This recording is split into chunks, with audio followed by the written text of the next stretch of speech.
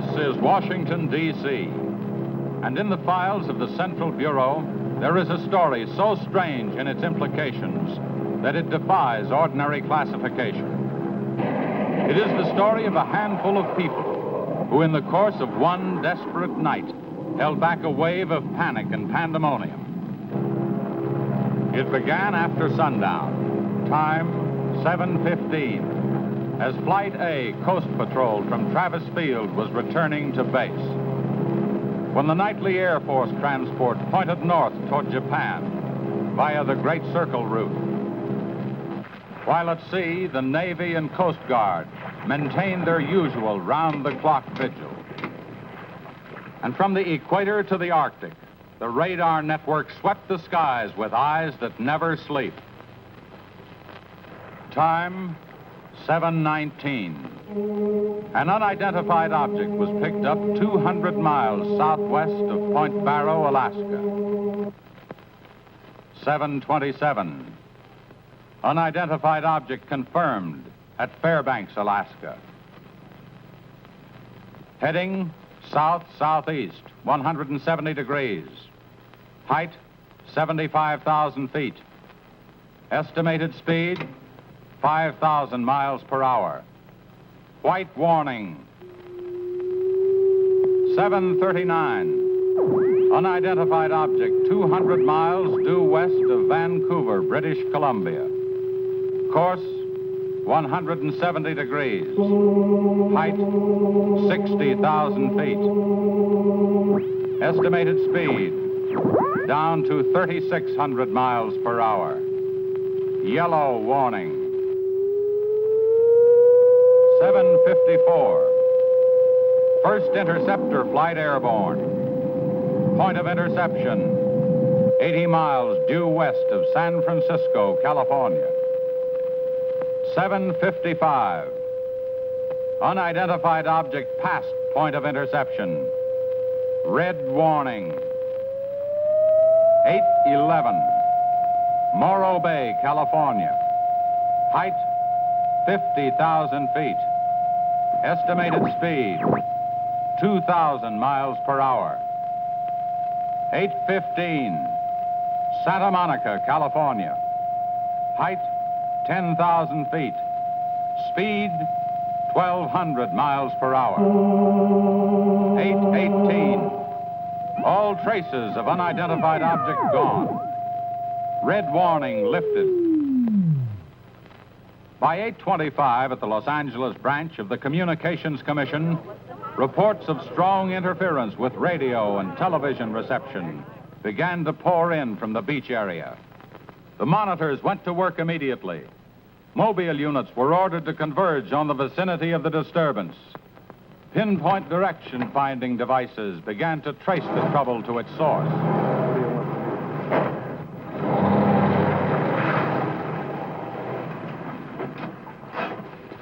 This is Mobile 1, Hazen speaking. We're at Ocean and Beacon Way, interference strength 2, bearing 27 degrees.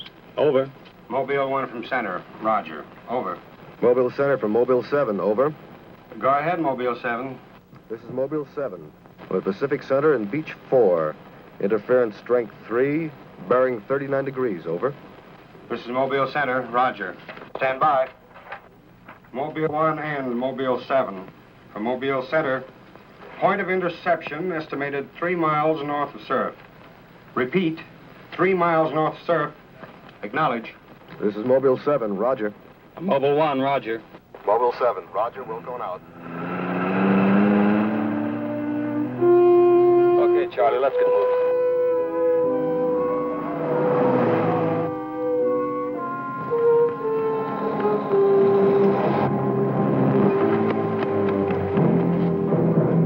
Yes, what is it? Take me to a phone quick. I need an ambulance. What's the matter? My husband and Pete out there in the picnic grounds just above the beach. They've been hurt. Well, this is the communications car. I'll phone it in from here. I'm Mobile 1 to Central, over. Did you make that out, Charlie? Not a word. I'm Mobile 1 to Central. I can't reach you. Repeat. They must be getting us all right. I'm Mobile 1 to Central. Have an ambulance sent to beach at surf. Emergency. 2 men hurt. Acknowledge. Roger and out. I'm sure they'll be here soon now. Tell us what happened. Oh, this man, he just kept coming at us. It was awful. Who? I don't know. He was wearing a suit like a diver. Hurry, please. They're hurt. Charlie, you better wait here. I'll go down and take a look.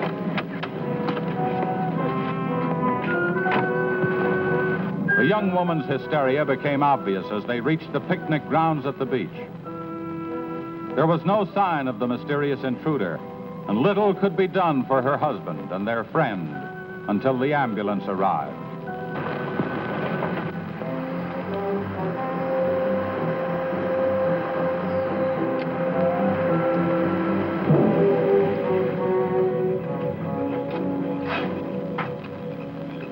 Hi, fellas. How are you doing? We're just taking another reading now. What happened down there? The police took the girl and one of the guys to the station. What about the other one? Well, he's on the way to the morgue. That was her husband. You're right on the button, Charlie. 44.7. Report back to Central if you find anything else. All right. Charlie, grab that portable and check the beach, will you? Got it right here. I'll pick you up right here in about an hour. Where are you going? Police asked me to drop by the station and sign a report. I'll see you later. If you don't, you know where to look for the body.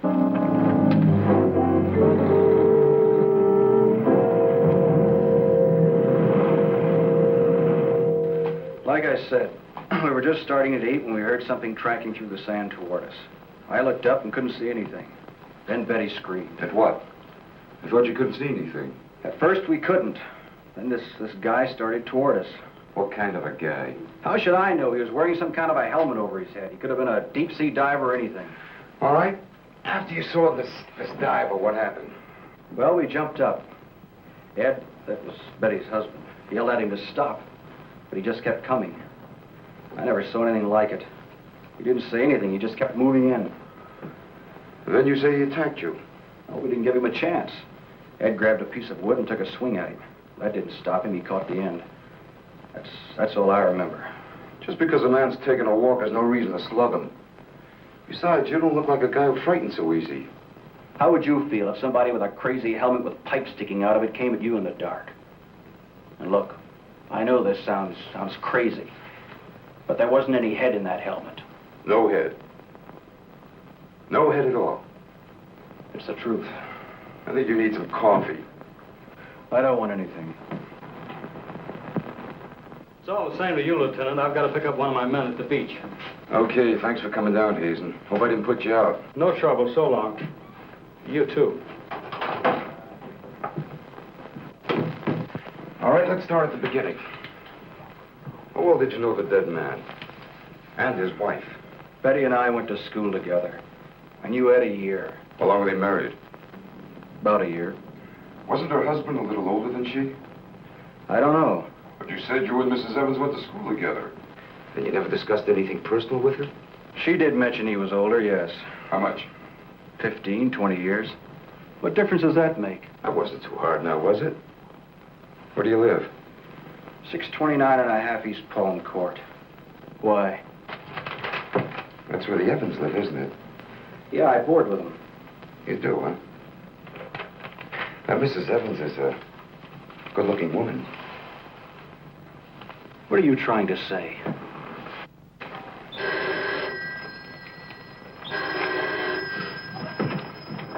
Lieutenant Bowers. Where? Yeah, I got it. I'll leave right away. Been on a murder. Near the beach. Keep an eye on this guy until I get back. What are you? You'll stay right where you are. At least until Mrs. Evans feels well enough to talk. What do you want from her? Oh, I just want to see if your story checks with hers. After all, you went to school together, remember?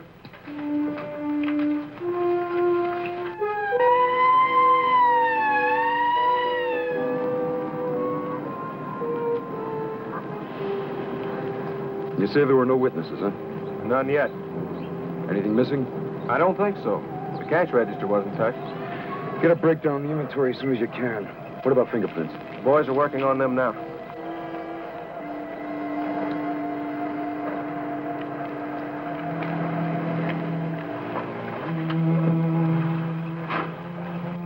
late. What kept you so long? The lieutenant asked me to hang around a while. Well, what's the score? Looks like one of those things. Pretty girl, older husband, young boarder. Kid claims some guy without a head knocked the old man off. You don't say. Anything else? Yeah, he had a diver's outfit with horns.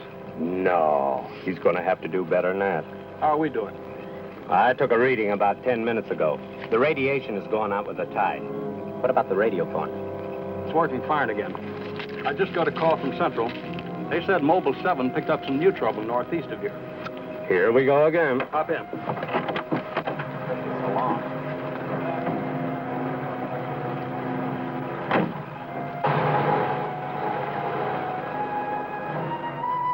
Who reported this murder? There he is there. He lives next door. His name's George Nelson. Hey, Mr. Nelson. Yes, sir. Come here, will you? I'm Lieutenant Bowers, homicide. You found this buddy? That's right. He must have just locked up for the night when this happened. How do you know that? Well, he usually does around this time. What were you doing here? I was sitting home watching the fights on TV, and all of a sudden the thing started acting up. What has that got to do with it? Well, you don't know this set. You know, it wouldn't work at all when I came home to supper. Then all of a sudden it cleared up fine. So I thought, well, I'll get set to look at the fights again, and all of a sudden out it goes again. So I thought maybe the battery station down here was overcharging the circuit, and so I came down to take a look, that's all. Hey, don't you ever quit work? What's up this time? Another murder? What are you doing here, Hazen? Same as before. Still trying to track down that signal interference. Say, does that stuff work on TV, too? Well, it has been for hours. What'd I tell you? What's the matter? Seems to set one on the blink. Well, at least we know we're on the right track. How'd you make out with that boarder? He's still sticking to his story. The guy had no head. Well, I'll be seeing you. So long. Right. Come on, Charlie. Hey.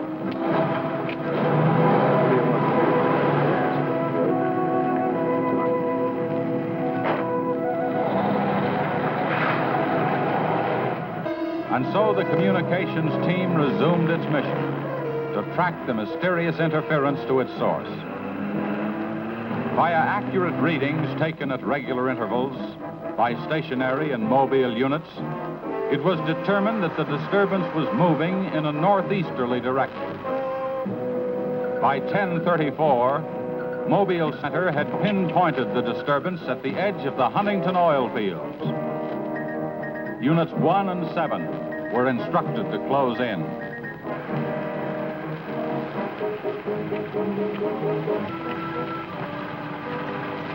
Hey, Charlie, do you see what I see? Yeah, the oil field. Let's hope our trouble's burning up. Well, there's only one way to find out.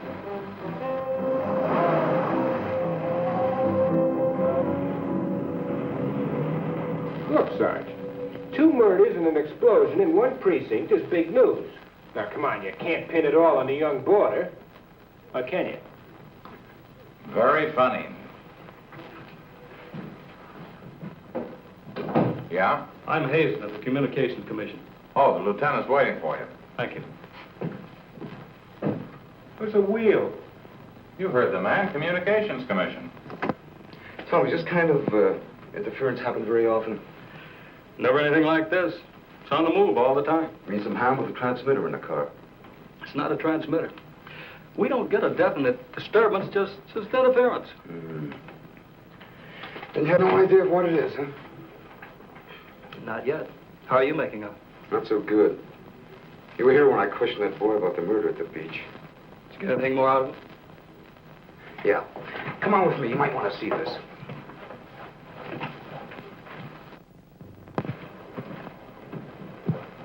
I see you're just about done. Thanks, you can go now.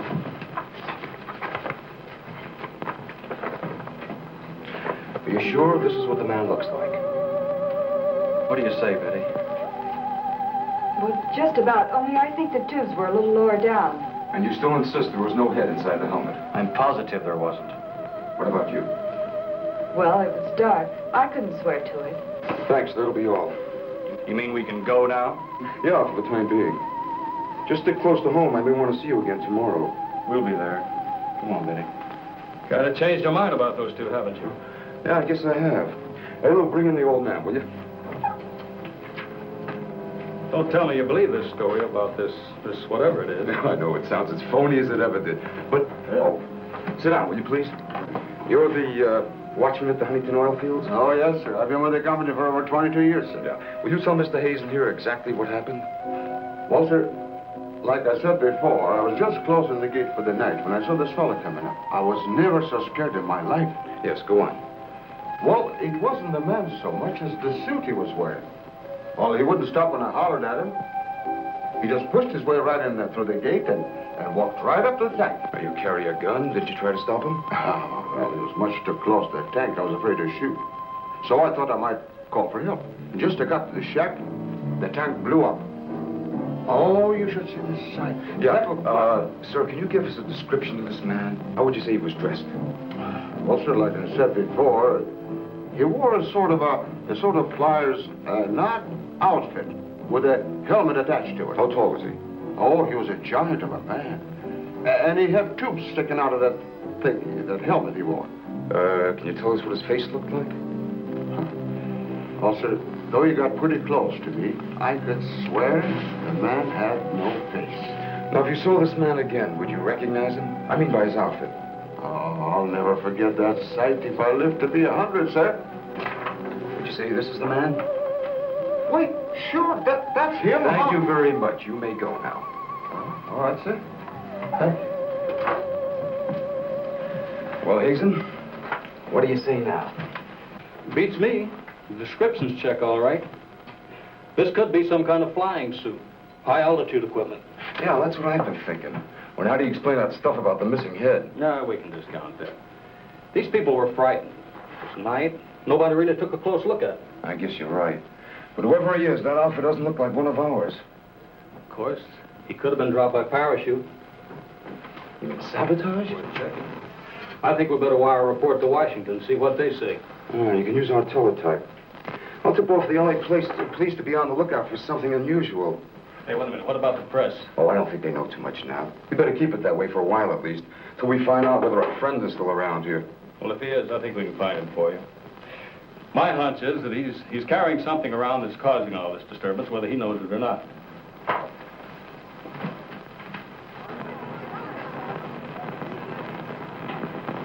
Yeah. Kill that page one lead. They let the boarder and the girl go. Hmm? How do I know?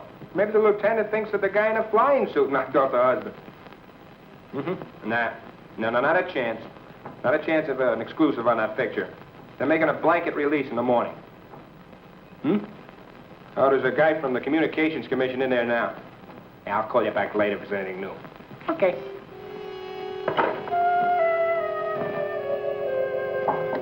Come in. Sorry to interrupt you, Lieutenant. Yeah, what is it, Jim? There's a teletype cam for you. Oh, thanks, Jim. We're waiting for it. That was fast. Well, here's our answer. Looks like they never sleep in Washington. Says to contact a Major Andrews, care of Dr. Wyatt, director of the Griffith Institute. Hey, it's kind of late. Man, I'll give him a call. While you're at it, I'll go out the car and check in with Central. Okay.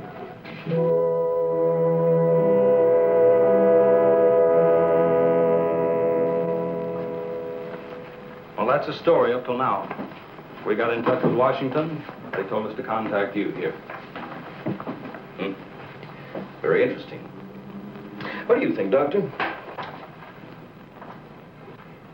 When I see something like this, I understand why you gentlemen might have thought sabotage was involved. Lieutenant, are you sure there were no traces of this saboteur, this X-man, found after the explosion in the oil field? Fire department went over every inch of the area. Didn't come up with a thing. Well, then there's a strong possibility that he might have perished in the explosion itself. I doubt that. We're pretty well convinced this man is carrying something that's responsible for all the signal interference. According to the last report I got, there was a definite disturbance about 3 miles east of the oil fields, sometime after the explosion. Well, then if he's alive, you should be able to keep an accurate check of his whereabouts. Not that easy. As a matter of fact, we lost contact about 3/4 of an hour ago. Maybe you realized you were trailing him and got rid of whatever he had that was causing the disturbance. In that case, there's nothing much my department can do to help you. I guess it's up to us. Unless you have some suggestions. Well, let me think out loud for a minute. It might just be that what we've been talking about so far, and this phantom, as we'll call him, ties in with what the doctor and I have been discussing. That is very possible. I don't know whether you know it or not, but somewhere around 7:30 this evening, our radar networks picked up an unidentified object off Point Barrow, Alaska. They traced it clear down to Santa Monica before they lost it. Santa Monica. That's where we first picked up our radio interference. Yeah, right at the scene of the murder. Well, then, if all these things tally up, we've got some idea of how our man got here. You mean that he came in some plane?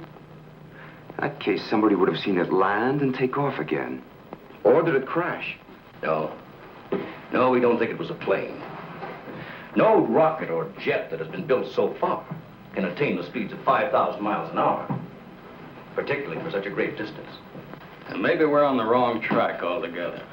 Couldn't your unidentified object have been a meteor? They travel at a terrific speed. Yes, fast enough for most of them to burn themselves out the moment they hit the Earth's atmosphere. And did it occur to you that meteors are not very likely to travel horizontally, all the way from the North Pole to California? Well, if it wasn't a meteor, or a flying missile of some type, how do you figure this phantom ties in? We're not sure that he does. I don't care what you say, but it doesn't make sense to me. Anybody trained in sabotage would stay undercover. This guy's walking around in a monkey suit, killing people. Excuse me, Dr. Wyatt. Is there a Lieutenant Bowers in here? Oh, yes. What is it, miss? There's a Mr. Wakeman from the Chronicle here to see you. Wakeman here? And what does he want? Well, there's only one way to find out. Before you go, Lieutenant, I don't believe you have met my assistant, Barbara Randall. Well, hello. Hello. It's Mrs. Randall, Lieutenant. I'll be right back. Barbara, you know the Major. Of course. And this is Mr. Hayes, the Communications Commission. How do you do? Well, I see you are working a little later tonight than usual. Yes, my husband's teaching a late class, and he won't be able to pick me up for a while. Besides, I had some work to do in the lab. Well, at least you'll have lots of company. All right. So I shouldn't have come up here. But I gotta get your angle on this beach murder. And your whole department is shut up. Look, Wakeman, will you stop bothering me? There's nothing to say. If you got an exclusive story from that Evans Damon or Board, then you know as much as I do. Yeah, but that still doesn't explain anything about the guy without a head. Come on. Who is he? Your guess is as good as mine. You mean you let those two kids go without knowing that? I don't buy it. Well, I did. Well, then you must have an awful good reason. I bet you're trying to tie it in with that other murder. All right, Lieutenant. Don't tell me. I'll get my story somehow. Oh, if you want to know how things turn out, read the Chronicle in the morning. That's right. Now get in touch with Charlie in Mobile 1 and have him call for me here. Okay, honey. Well, did you come up with anything? No, we're just briefing Barbara here. It's just amazing the way you've been able to put these things together. Don't kid yourself, Mrs. Randall. It seems the press knows as much about it as we do. Well, let's hope they don't come to the same conclusions. A few lurid headlines, and every fool in the country will be seeing phantoms in spacesuits and men from Mars all over the place. Yes, I can imagine. And mass hysteria is difficult to check once it gets started. That's why we've got to move fast. Well, from the looks of things, I guess it's up to me. I'll be in touch with you as soon as I hear anything. See you. By 12:30 a.m., the dragnet was in operation. Mobile units patrolled the streets and countryside.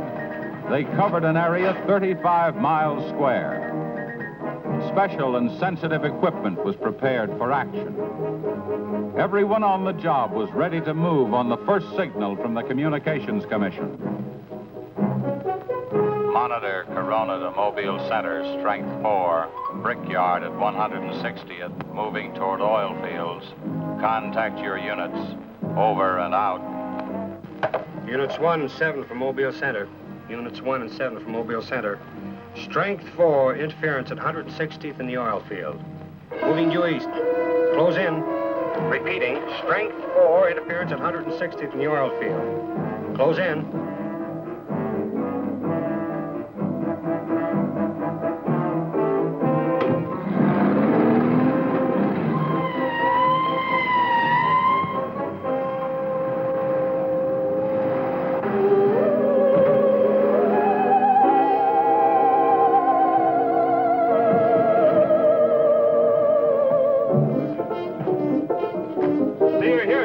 Just got here, trying to set this up. What gives, Hazen? It's in this area, all right. I brought the Geiger counter. Thank you, Doctor. Why don't walk over those oil fields? Well, it doesn't register as far as the oil field. I think we'll do better if we split up, man. Right, Lieutenant. You two go that way. Lieutenant, out here. Vince, Joe, you follow him. Come on, Doctor. And you? Oh, forget it.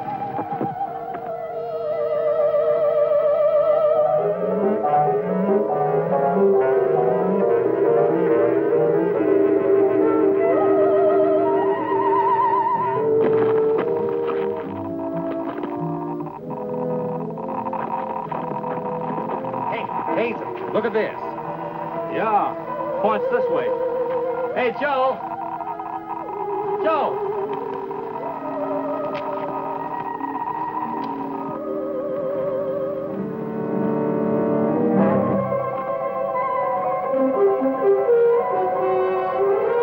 Hazen! Hey, Hazen! 603! Going strong. That's it, Doctor.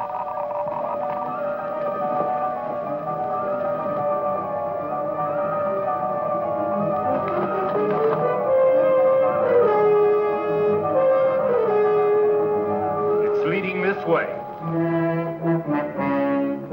Come on.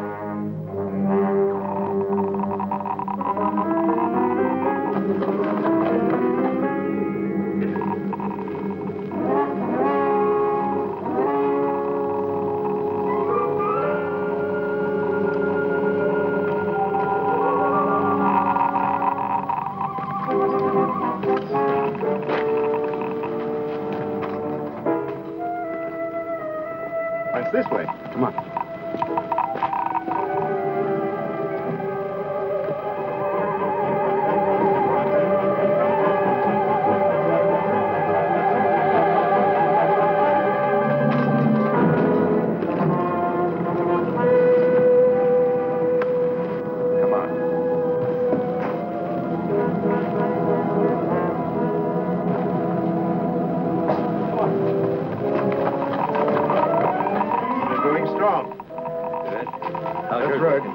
Checks with me. Sure does. He's here. We saw him. There he goes. Come on! Fred. It's gotta be around here somewhere. Yeah, we gotta get on the roof. Vince, go get a ladder. Look out! Let's cut him off! Come on. Around here.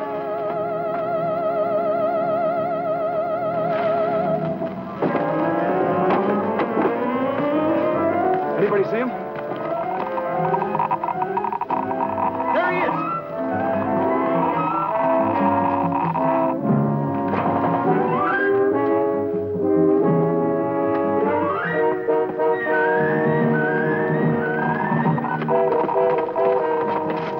Got him now. We'll give you 10 seconds to come out of there, starting now. 1, 2, 3, 4, 5, 6, 7, 8, 9, 10. We're going in. Help you guys cover the door. Come on.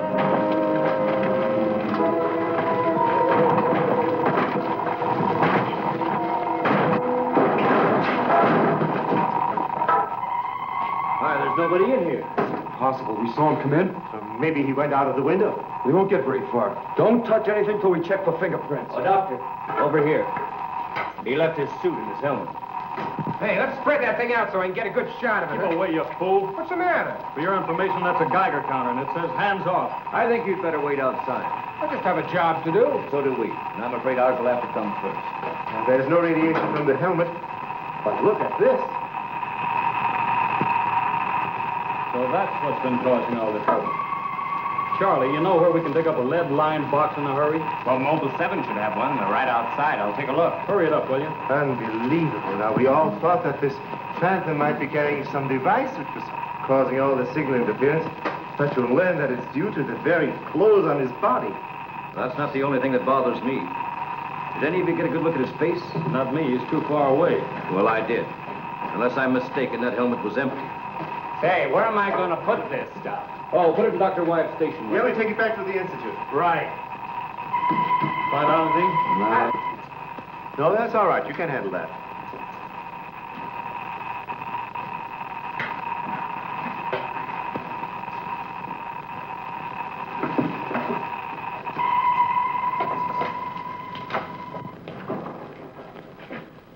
Any luck? Not a sign of him. The boys are still searching the grounds. For what? Nobody knows what he looks like without that outfit. I'll bet on that, Major. The reporter got a flash picture of him, and I just happened to borrow that film. It's on its way to headquarters right now to be developed. Good. Send us a print as soon as you can. Sure. Lieutenant, are you sure you don't want to come with us? We want to make a few tests at the lab. I'd like to, Doctor. Would you know the situation? I gotta get that guy. Let me know how you make out, will you? Yeah, we'll do that, sure.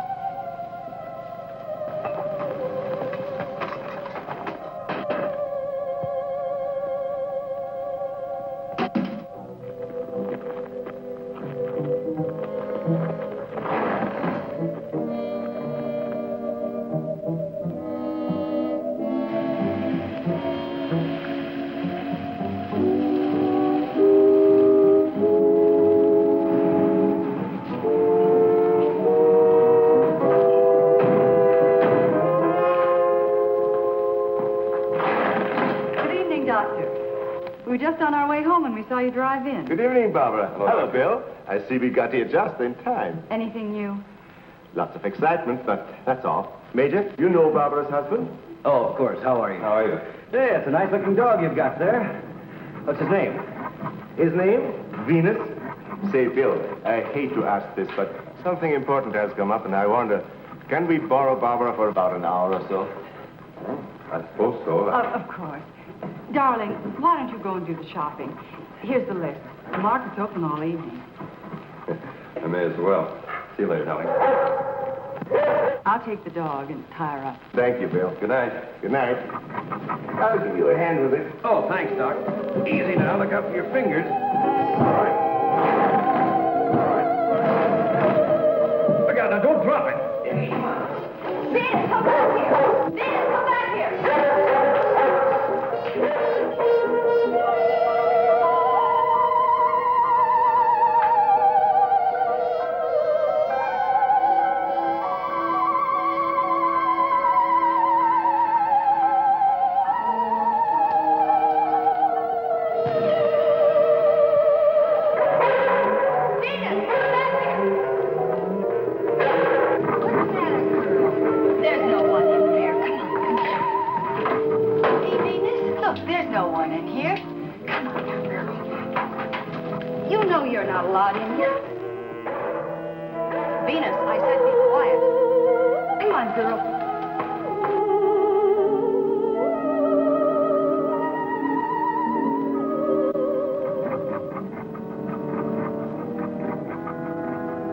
Now, you stay right here, Venus, and I don't want to hear one sound of it.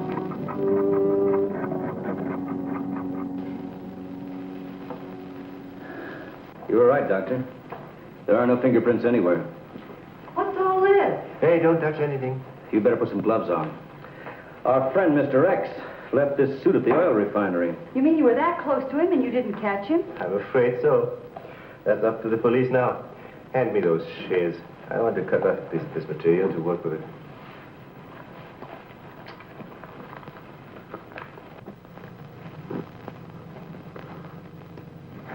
Say, you better have those sharpened. But I just bought them. Well, Here, try this knife.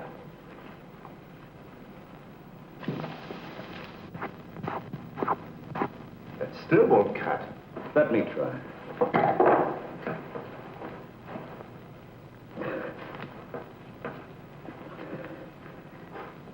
This stuff is tougher than nylon. Why don't I try it over a Bunsen burner?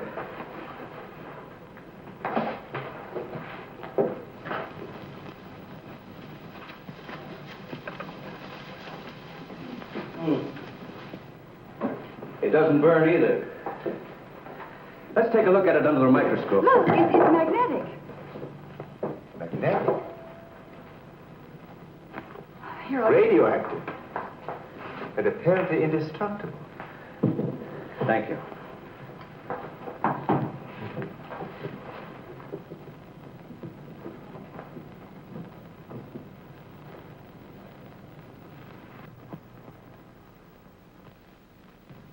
What's the matter? You tell me. Take a look at that weed.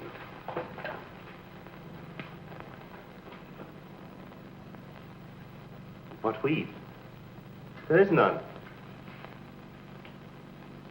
This material is one solid mass. May I see it?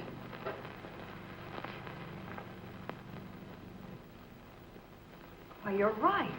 It must be some sort of plastic. No. I'd say it's a metallic substance of some kind. Well, I've seen a lot of interesting alloys, but never anything like this. Let's try an acid test. All right. Go ahead.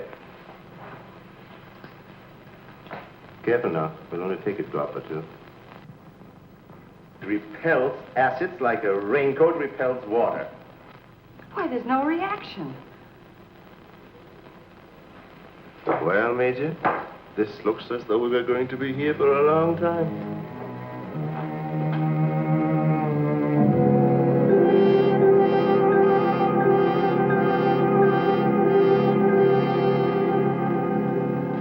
Now we have it. The helmet is not radioactive. The suit is. There is no doubt. This spacesuit is conditioned to function above 63,000 feet, where human blood would boil, resulting in the body expanding to twice its size. And death, of course. I know. And it must withstand pressure and counterpressure. Also, it must be so supercharged it can function in thin atmosphere. Now, let's see what it is that is left in this breathing apparatus. Well, how are you doing? The gas from the helmet tank breaks down to 11% methane. Ordinary marsh gas? What's the rest of the formula? No, that's where I'm stuck. I can't figure it out.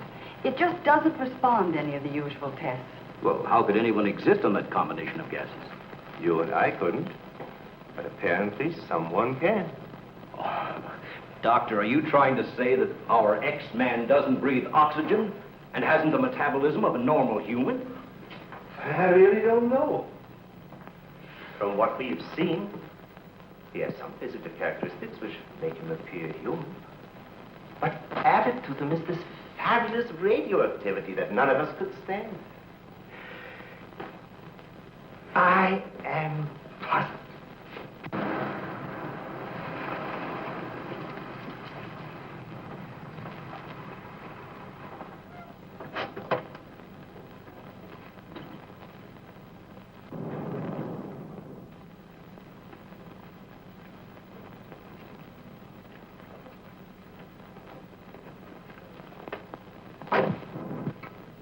I think the answer lies right here in this helmet. Obviously, he needs it to survive. Otherwise, he wouldn't have risked wearing it where he was sure to be recognized. As it is, he only took it off when he was cornered. Well, if what you say is true, how can he exist without it now? Let me put it this way.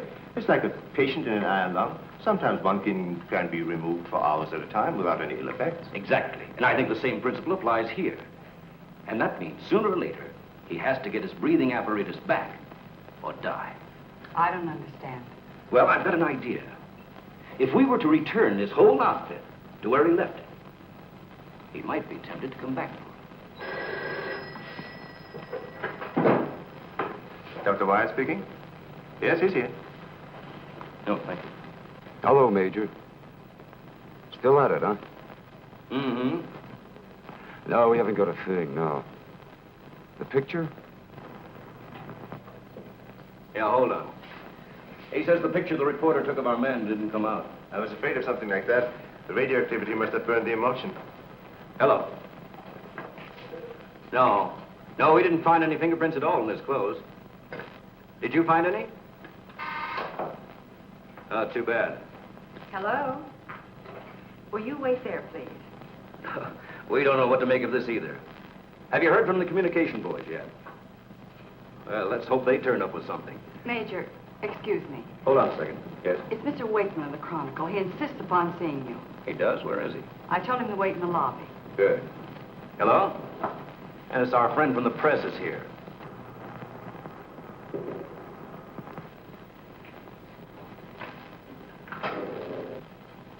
Don't worry, I wouldn't dare let anyone in on anything. At least not till we get something concrete. Right. All right, I'll see you later. Well, I guess I'd better see this newspaper man. Want to come along, Doctor? I think I will.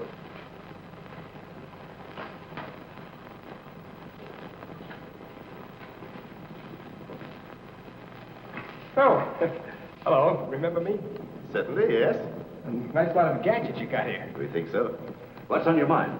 Well, I was wondering if you might let me take a couple of pictures of that suit you brought up here. I'm sorry, we can't do that. Oh. Well, now, look, I got a wonderful picture of the guy running in the shack, and the lieutenant stuck his nose in my business, and what do I get? A blank.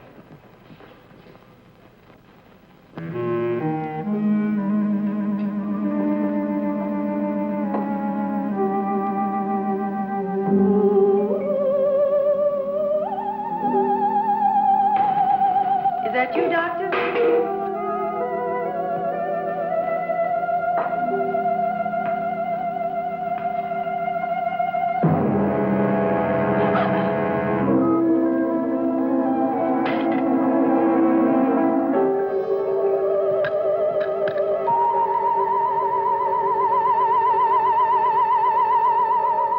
Well, you must have some lead on this guy, otherwise you wouldn't have brought that suit up here. Well, let's just say we were curious.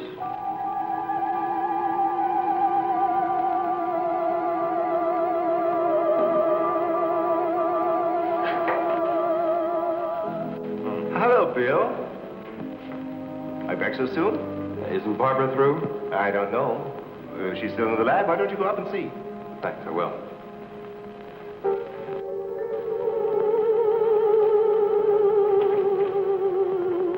Barbara? Barbara, are you in there? Bill, listen to me. I'm not alone. Someone is in here with me. I can't see him. He locked the door and has the key. I'll break the door down. No, Bill, don't, please. You better get help. You mean I've come all the way up here for nothing? I'm afraid so. Good night. Yes. Good night, Mr. Wakeman. Good night.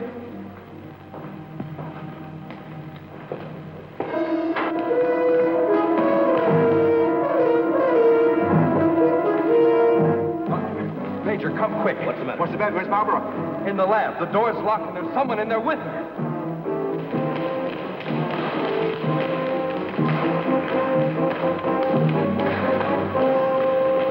I thought you said the door was locked. It was. She's gone. Oh, cover the main entrance. That's the only way anybody could leave. I will. Well, in that case, we would have seen her on our way up. Well, then she must still be in the building. We'd better split up. I'll take the roof. Barbara! Barbara! Barbara!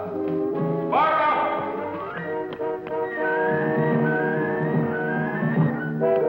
Barbara! Barbara! Where are you? Barbara!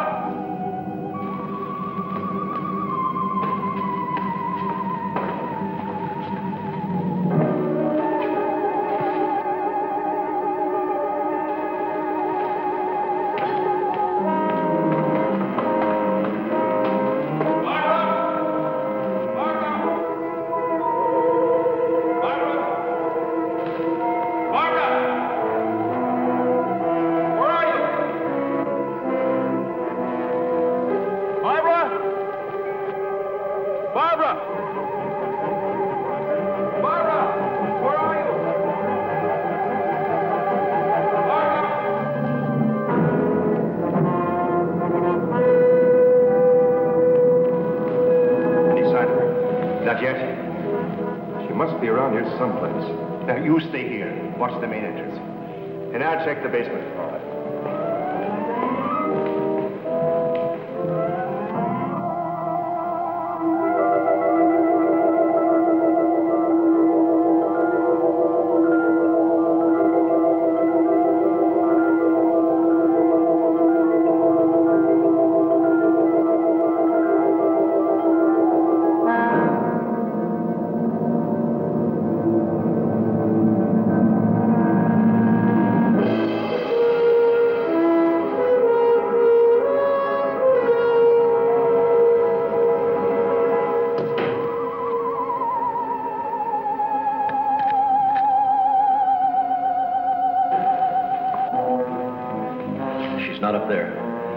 abductor? He went down to the basement. Here he comes. You didn't find her? No. I'd better call the police. But there's no telling what could happen to her in the meantime. Now, take it easy. We're doing the best we can. But she said she was locked in, and she couldn't see who did it. Can you explain that? No, not yet.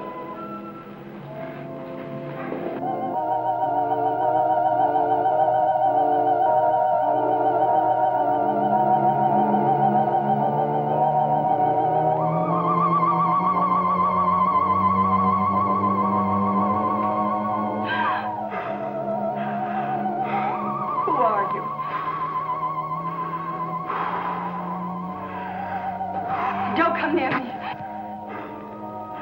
I'm warning you, don't come near me.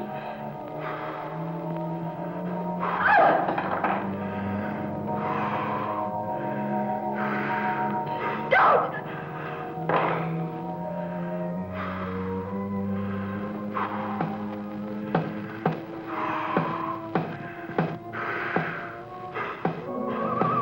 The code. I don't understand. You're trying to tell me you need it to breathe, and there isn't much left in the tank. 1, 1, 2, 1, 1, 2, 3.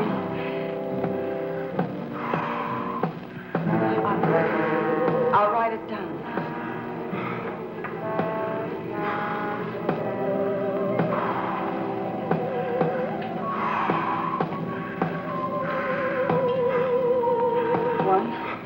One, two, 1, 1, 2, 3.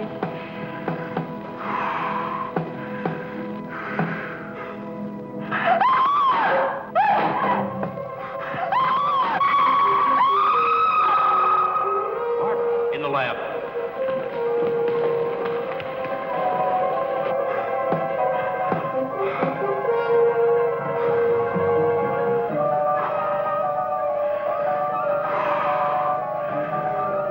No, please don't.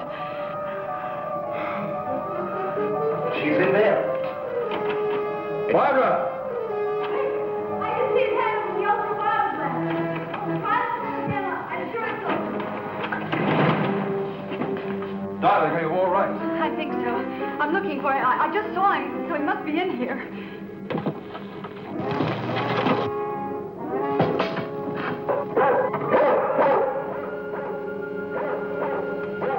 Steady feet to the ground.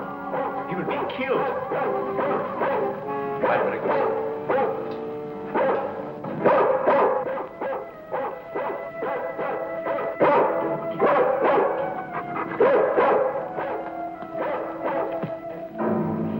It was frightening. I couldn't see him. I didn't know what to do. Come here. Quick. Disintegrating. This is amazing.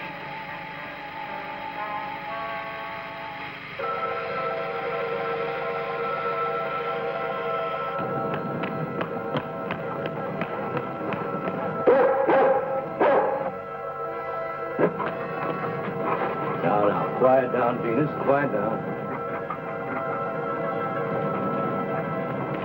Down.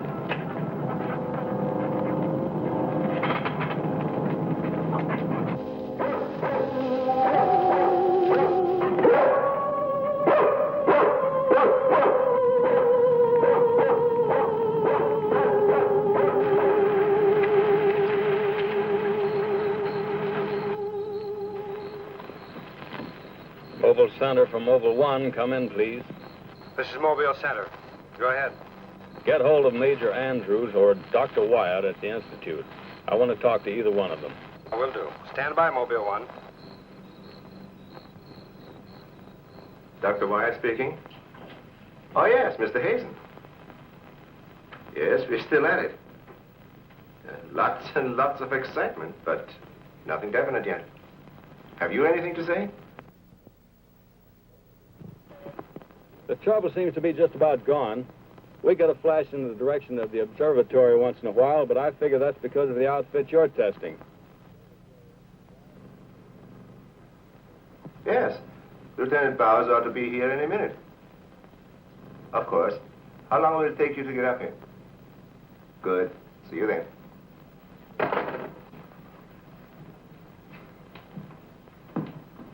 Thank you, gentlemen. Put it down here, please. Barbara, bring that cord in over there. Now you're going to see... I have to resort to ultraviolet light in order to show you what little there is left of the spacesuit. As you can see, it has reduced itself to this liquid, and it is in an evaporating stage. The helmet is in the lab and still intact.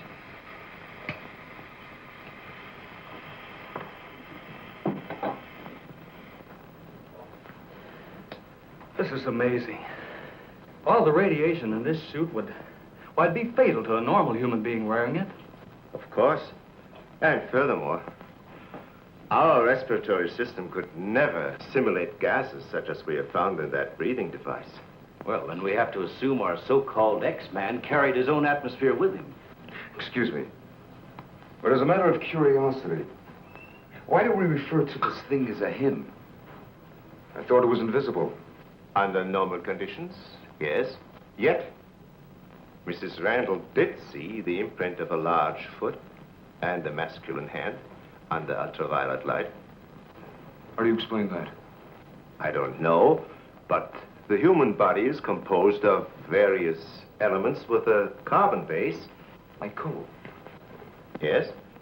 Now, suppose we maintain the same chemical composition in the body of the X-Man, but substitute silica for carbon. Silica, that's glass. Exactly. Now, it is possible that the body with such a base, if it were subjected to an atmosphere foreign to its origin, might appear invisible to our eyes. Are you trying to say, Doctor, that we're not dealing with a human being?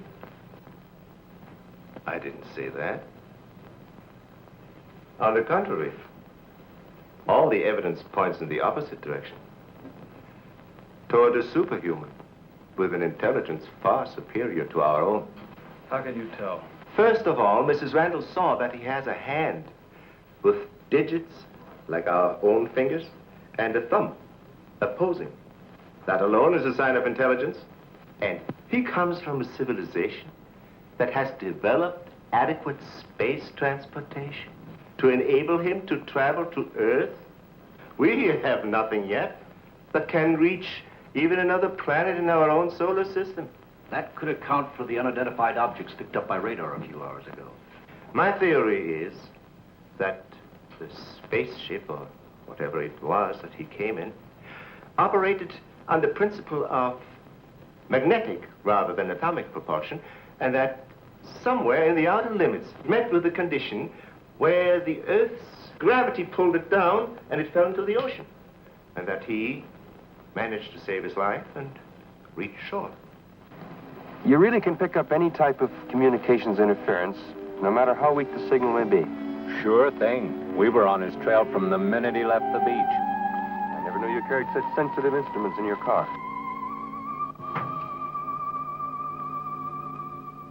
What you told us is very interesting, Doctor.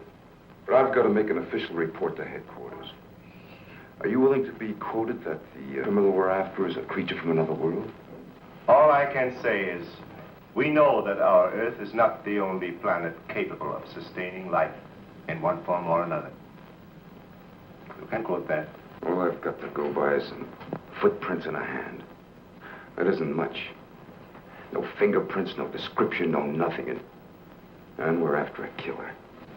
Has it occurred to you that our X-Man has no apparent motivation for his acts, and might therefore not be an intentional criminal at all? You have a point there.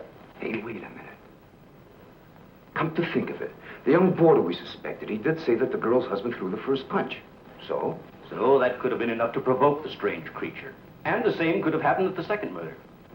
Sure. But what about the fire in the oil fields? Evidently, our man sensed the presence of some gases, which he thought might be utilized in his breathing apparatus. Yeah, that could account for his presence at the oil refineries, where something went wrong, causing the explosion. Too bad he got wise to us and took off his uniform, or we'd have been able to catch up with him by now.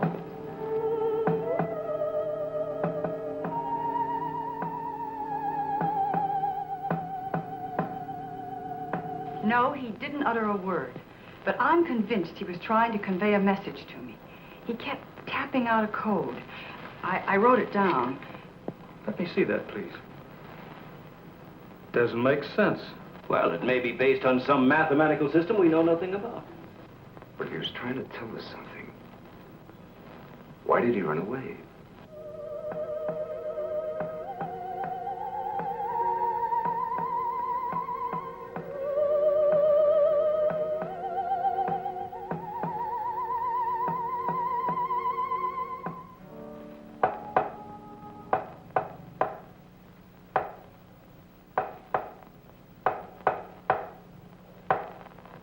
What do you think of that? Hell, Hazen must be crazy sending out stuff like that. I guess so. Why don't you try and get a hold of him? Yeah. Mobile 1 from Mobile Center. Come in, please. Mobile 1 from Mobile Center. Come in, please. Mobile 1 from Mobile Center. Come in, please. Hey, that's Central calling.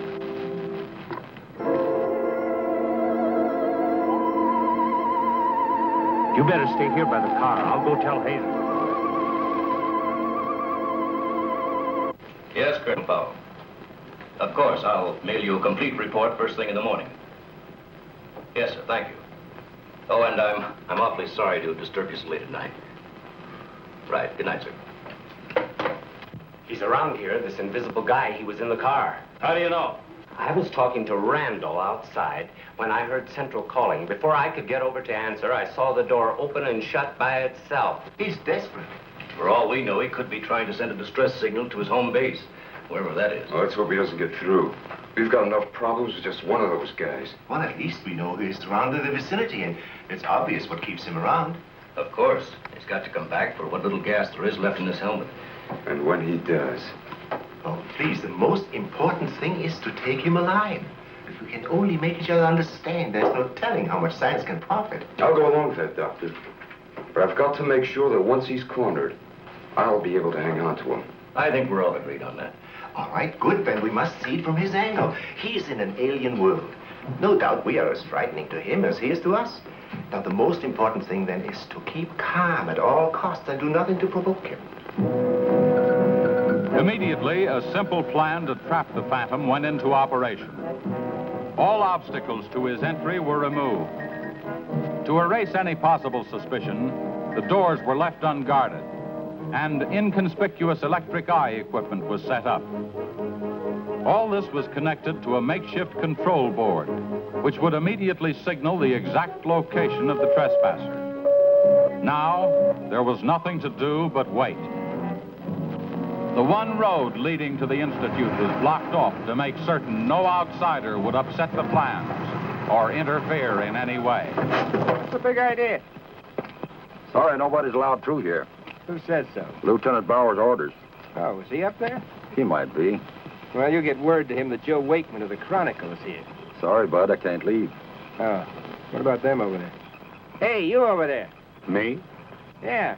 Aren't you the guy from the communications outfit? Didn't I see you down at the oil fields a couple hours ago? What of it? You got anything to do with this? Well, you'll have to ask Lieutenant Bowers about that. How can I if he won't see me? That's a good question.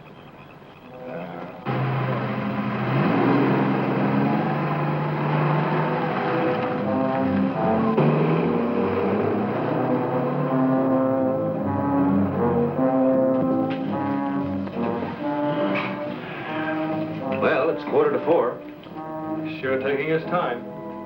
Time is cheap. Yeah, well, how long can you sit on the edge of your chair like this? Well, dear, if we have to. I only hope this mechanism works. It will, unless he flies in between the wires. I wouldn't take any bets that he can't. Well, if everything else fails, we still have Venus here to help us. You know, I'm certain she sensed his presence before. That's why she carried on so.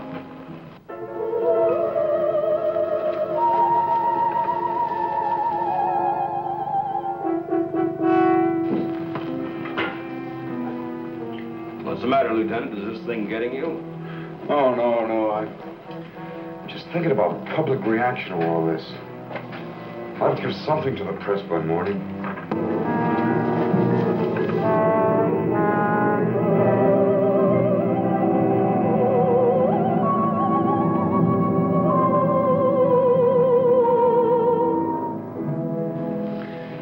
Ever since I was a kid, I wanted to be a pilot. Then after I got my wings and had had 75 missions, I thought I'd seen everything. Now, after all this, I know I haven't seen anything. He's here. The back entrance. Let's head him off. Remember, now, take it easy. Don't panic.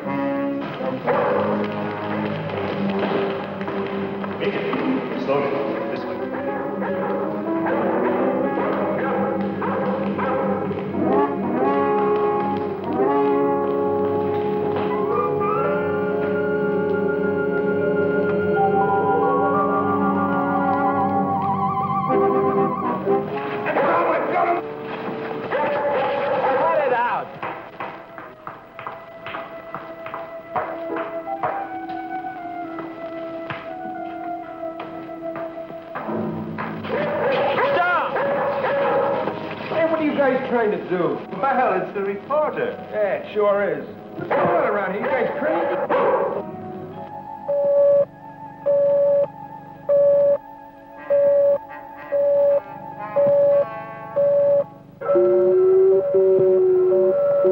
How'd you get in here? Oh, that don't make any difference. Come on, what's up? What's going on?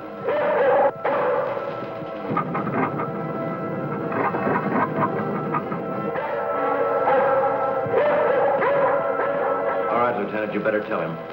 I'll reset the wires.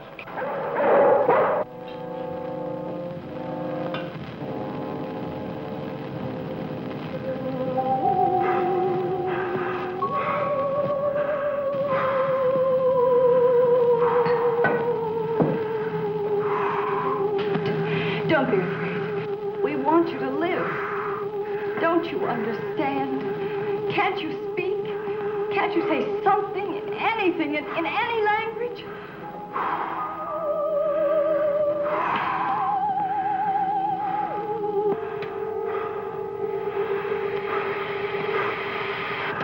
Listen, everybody. He's in the lab with me now. He's in the lab with me now. Venus, be quiet. The door is unlocked. Hurry, he's having trouble breathing. I don't think he can last much longer. And please, don't let Venus get at him. And walk in quietly. Quiet, Venus.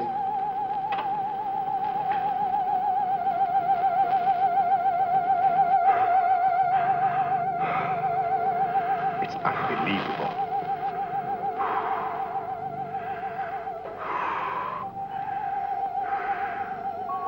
You see, there's nothing to be afraid of. Nobody wants to hurt you. I've tried to reason with him.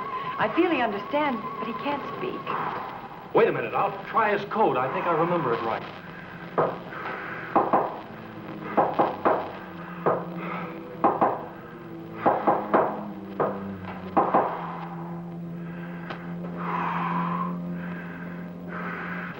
Better plug in the ultraviolet light.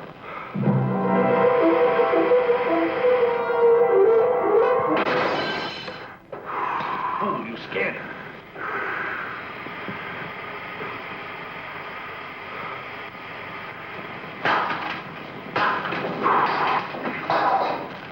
Look, there goes Venus.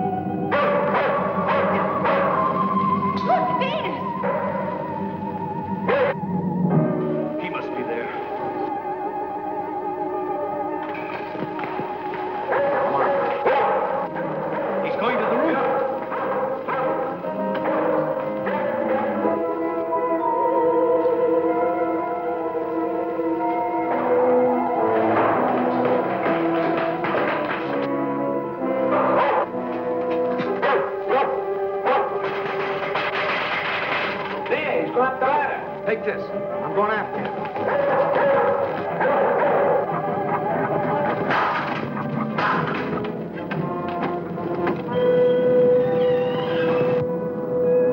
The door. In here with a big telescope.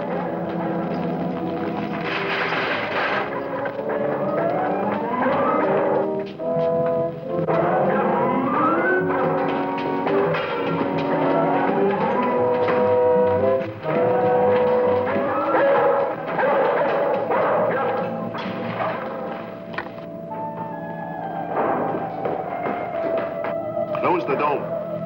The switch is over there.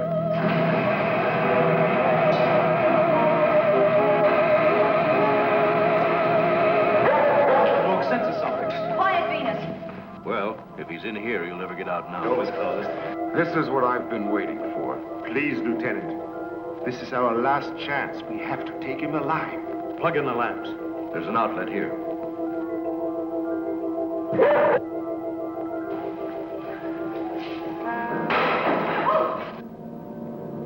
He must be up there.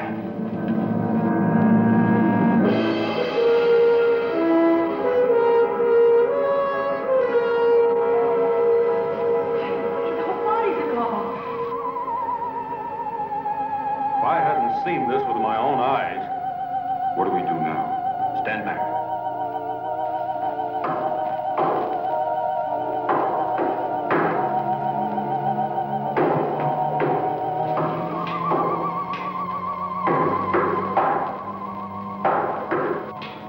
Amazing.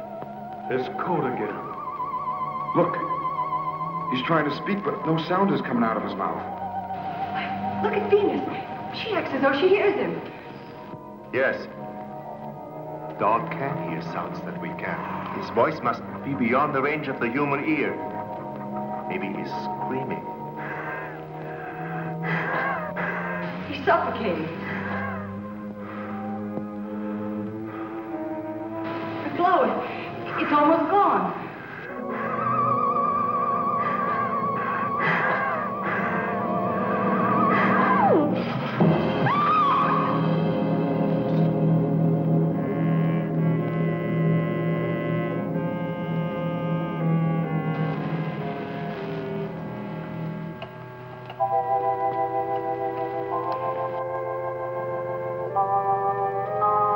We won't need these lights anymore. In death, he has become visible as a normal body.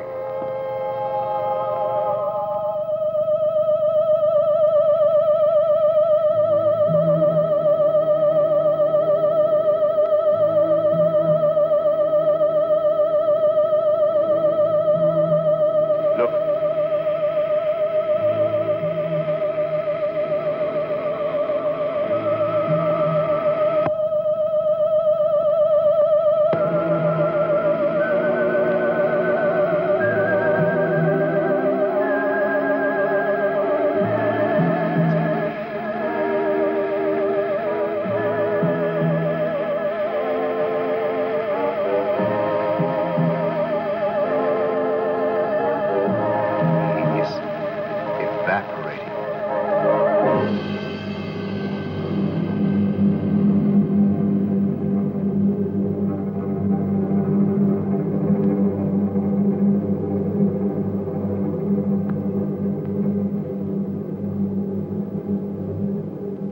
So he came here, wherever from, and right before our eyes, his body went through the final phases of life.